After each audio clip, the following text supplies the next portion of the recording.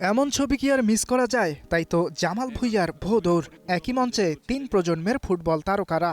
স্বাধীন বাংলা ফুটবল দলের ২ সদস্য প্রতাপ শঙ্কর হাজরা ও শেখ আশরাফ আলী, ২০০৩ সাফ চ্যাম্পিয়ন দল আমিনুল হক, হাসান আল মামুনরা, সাথে বর্তমান প্রজন্মের ৪ তারকা জামাল, জিকো, জায়ান, মোরসালিন। জিকো এবং জামাল আপনারা মঞ্চে থেকে যাবেন। বিশ্বকাপের উন্মাদনা সারা দেশে ছড়িয়ে দিতে ঢাকা ফুটবল ফিয়েস্তা। ক্রীড়া মন্ত্রণালয়ের সহযোগিতায় সারা দেশের ১৩টি জায়গায় দেখানো হবে বিশ্বকাপের ম্যাচ। আর ম্যাচগুলো ফ্যানরা উপভোগ করবেন ইউরোপিয়ান স্টাইলে।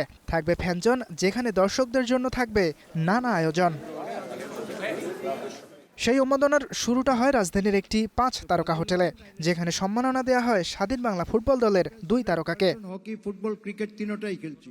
এরপর সম্মাননা দেয়া হয় বাংলাদেশের হয়ে প্রথম এবং একমাত্র সাফ জয়ী দলকে। চ্যাম্পিয়ন দল সাথে আছেন আরো দুজন চ্যাম্পিয়ন। বাদ যায়নি বর্তমান প্রজন্মের তারকারাও।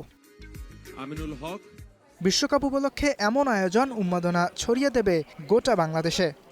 এটাই হচ্ছে বাংলাদেশের ফুটবলের ক্রেজ, এবং সেই ক্রেজকে আরও বেশি অনেক দূর এগিয়ে নিয়ে যাওয়ার জন্য ঢাকা ফুটবল ফিয়েস্তা যে কাজ করছে, আমি তাদেরকে আন্তরিকভাবে ধন্যবাদ এবং কৃতজ্ঞতা জানাই। এবং আশা করি এইভাবে ফ্যান বেজ এবং এই ফ্যান জোনকে আমরা যদি কাজে লাগাতে পারি, এটাকে ধারণ করতে পারি, তাহলে আমাদের বর্তমান ফুটবলে জামাল ভুঁইয়া, হামজা চৌধুরীর মতো আমরা সান মেরিনোতে গিয়ে আমরা যেভাবে ওদেরকে হারিয়েছি, সো আমরা আশা করি যে আমরা হেরে গেলে যাতে কেউ হতাশ না হয়ে যায়।